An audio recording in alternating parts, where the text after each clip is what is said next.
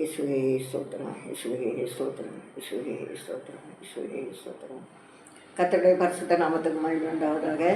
இன்றைக்கு இந்த வசனத்தை கேட்கிற ஒவ்வொரு மேலும் கர்த்தர் கிருபையாக இருப்பாராக. உங்களுக்குள்ள தனி வழி, உங்களுக்குள்ள தனி அறிவு, அதில் நீங்கள் வளர ஆண்டவர் உதவி செய்வாராக. ஆண்டவருடைய பரிசுத்த நாமத்துக்கு மகிமை உண்டாவதாக. நான் ஸ்கூலில் படிக்கிற காலத்தில் 1967 நான் அப்போ சவுண்டு படிச்சுட்டு இருந்தேன். நைன்த்து படித்த ஒரு அக்கா காப்பி அடித்தாங்க, குவார்டர்லி எக்ஸாமுக்கு தான். அப்போல்லாம் நாங்கள் காப்பி அடிக்கிறத பற்றி கேள்விப்பட்டதே கிடையாது, யாரும் காப்பி அடிக்க மாட்டாங்க. அப்போ இவங்க காப்பி அடித்தோன்னா அவங்கள பிடிச்சிட்டாங்க, சார் கரெக்டாக பிடிச்சிட்டாங்க. பிடிச்சோன்னா ஸ்கூல் முழுசும் பரீட்சை எழுதி முடித்து எல்லாம் வெளியே வந்து இன்னொன்னே அதை பற்றி தான் பேசிகிட்டு இருந்தோம். அந்த அக்கா காப்பி அடிச்சிட்டாங்கன்ட்டு. அப்போ பிடிச்சாங்க. பிடிச்ச பிறகு அவங்க டிசியை கிழிச்சி கொடுத்துட்டாங்க, அப்படி ஒரு பேராக இருந்து. அப்போ அது என்னன்னு சொன்னால், டிசியில் அவங்க பேர் எல்லாம் எழுதி டிசியை மொத்தமாக அந்த பேப்பரை எடுத்துகிட்டு நடுவில் ரெண்டாக அப்படி கிழிச்சிருவாங்க. ரெண்டாக கிழிச்சி 2 ஆக்க மாட்டாங்க, ஒரு பாதி வேறு அப்படி கிழிச்சி அவள் கையில் கொடுத்துருவாங்க. அந்த டிசியை யாரும் ஸ்கூலில் திருப்பி சேர்க்க மாட்டாங்க, திருப்பி படிக்கவும் முடியாது, ஒன்றும் செய்ய முடியாது, ஒன்றுமே செய்ய முடியாது. அந்த சர்டிஃபிகேட்டை வச்சு அவங்க கூலி வேலைக்கு தான் போக முடியும். அது மாதிரி அது பிறகு கூலி வேலைக்கு தான் போனாங்க. அப்போ அந்த மாதிரி காப்பி அடிக்கவங்களுக்குள்ள தண்டனை அதுதான். திருப்பி அவங்களுக்கு உயர்வு கிடையாது. அதே போல் ஒரு ஊழியக்காரங்களும் இன்னொரு ஆளை பார்த்து காப்பி அடித்தா இவனுக்குள்ள உயர்வு போயிடும். அதனால் தயவு செய்து யாரும் யாரையும் பார்த்து காப்பி அடிக்காங்க. அவங்க பேசுகிற மாதிரி நம்ம பேசணும், அவங்க செய்கிற மாதிரி நம்ம செய்யணும், அப்படி சிந்திக்கவே செய்யாதுங்க. உங்களுக்குள்ள ஒரு தனித்திறமை உண்டு, யாருனாலும் சரிதான், எல்லாருக்குள்ளேயும் ஒரு தனித்திறமை உண்டு. அதான் யோபு 37ஆம் அதிகாரம் 7ஆம் வசனத்தில் சகல மனுஷரும் தம்மை அறியும்படி சகல மனுஷருடைய கையையும் முத்திரித்திருக்கிறாருன்னு அந்த வசனத்தில் இருக்குது. அப்படின்னா நம்ம கையில் உள்ள ரேகை போல் இன்னொருத்தருக்கு கிடையாது, கால் ரேகை போல் இன்னொருத்தருக்கு கிடையாது, நம்ம முக சாயல் போல் இன்னொருத்தருக்கு கிடையாது, நம்ம மனம் இன்னொருத்தருக்கு கிடையாது. அப்படி ஒவ்வொன்றும் நம்மளை போல உள்ள எல்லாம் நமக்கு மட்டும்தான், வேறு யாருக்கும் இது போல் கிடையாது. இப்போது ஏதாவது ஒரு இடத்துல இப்போ ரேகை பார்த்து எடுக்கிறாங்க, குரல் எல்லாமே வித்தியாசம் தான். ஒவ்வொருத்தருக்கும் தனித்தனி குரல், ஒவ்வொருத்தருக்கும் தனித்தனி ரேகை, தனித்தனி சாயல், எல்லாமே தனித்தனி தான். இப்போ ஒரு இடத்துல ஒரு குற்ற சம்பவம் நடந்துன்னு வைங்க, ஒரு கொலையோ இல்லை பெருசாக ஒரு களவோன்னா உடனே வேறு தடையும் ஒன்றும் இல்லாட்டா போலீஸ் நாய் கொண்டு வருவாங்க. அப்போ அந்த நாய் கொண்டு வந்தோன்னா அந்த இடத்துல கொஞ்சம் நேரம் மணத்திட்டு எங்கேயோ ஓடும். அப்போ அப்படியே ஓடும்போது அது ஓடிட்டே இருக்கும். இதுக்கடையில் ஒரு சம்பவம் நடந்தாலே அந்த இடத்துல ஆட்கள் கூடிரும். 100 பேரோ 1000 பேரோ 2000 பேரோ 5000 பேரோ கூடிடுவாங்க. எத்தனை பேர் கூடினாலும் சரிதான், இந்த நாய் அவங்க யாரையும் பார்க்காது. கரெக்டாக அந்த ரோட்டில் இது மணத்தை அப்படியே மணத்திட்டு அது ஒரு வழியில் அப்படியே போய் கரெக்டாக ஒன்றில் ஆளை பிடிக்கும், இல்லாட்டின்னா அந்த பொருட்கள் ஏதாவது திருட்டு போன பொருட்களை கரெக்டாக கண்டுபிடிச்சி எடுக்கும். எப்படியும் அந்த நாய் அப்படி ஓடி அப்படி கண்டுபிடிக்கிறத வச்சு அதிகமாக குற்றவாளியை கண்டுபிடிச்சிருவாங்க.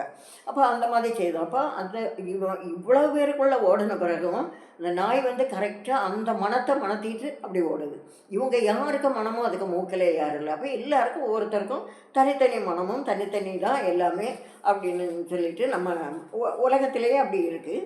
ஆண்டவர் ராஜ்யத்திலேயே அதே போல தான். இப்போ தாவீது அவங்க அன்னைமாரை பார்க்க போன நேரம் அங்கே கோலியாத்தை இஸ்ரவேல் இராணுவங்களை நிந்திச்சிட்டு நிற்கும். அப்போது தாவீது சொல்லார், இவன் கூட நான் யுத்தம் பண்ண போவேன்னு சொல்லிட்டு உடனே இவரை பிடிச்சி சவுல் ராஜாவுக்கு முன்னால் கொண்டு விட்டுருக்கு.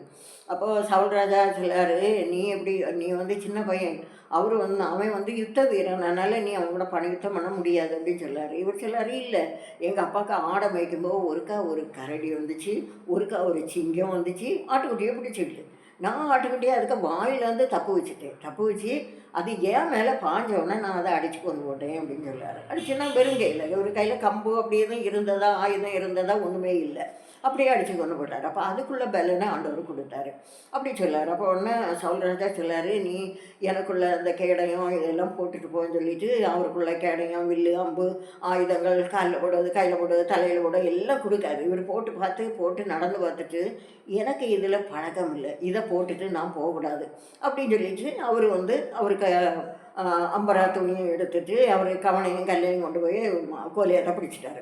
அப்போ அவருக்கு பாதையில் அவருக்கு மனசில் தோணுபடி அவருக்கு திறமைப்படி அவருக்கு என்ன கவன்கள் எறிய நல்லா தெரியும், அந்த திறமையை வச்சே கோலியாத்தை அடித்து தள்ளிட்டாரு.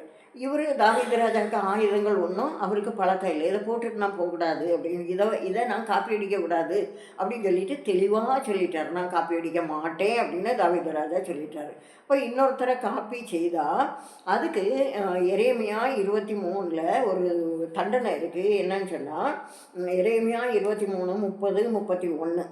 ஆகையால் இதோ ஒவ்வொருவராய் தன் அயலாரிடத்தில் என் வார்த்தையை திருட்டுத்தனமாய் எடுக்கிற தீர்க்கதரிசிகளுக்கு நான் விரோதி என்று கர்த்தர் சொல்லுகிறார். இப்போது அடுத்த ஆளுக்கு வார்த்தையை, இன்னொரு ஆள் சொல்லக்கூடிய ஒரு வார்த்தையை நம்ம சொன்னோம்னா நமக்கு ஆண்டவர் வச்சிருக்க பேர் திருடி. இப்போ அது சொல்லாரு, திருட்டுத்தனமாக என் வார்த்தையை எடுக்கிறவனுக்கு நான் விரோதின்னு சொல்லாரு. திருட ஆண்டவர் ராஜ்யத்துக்கு போக முடியுமா? போக முடியாது. அப்போ அந்த வார்த்தையை இப்போ இன்னொரு ஆள் பேசுகிற தேவனுக்கு வார்த்தையை நம்ம எடுத்தாலே திருட்டான்.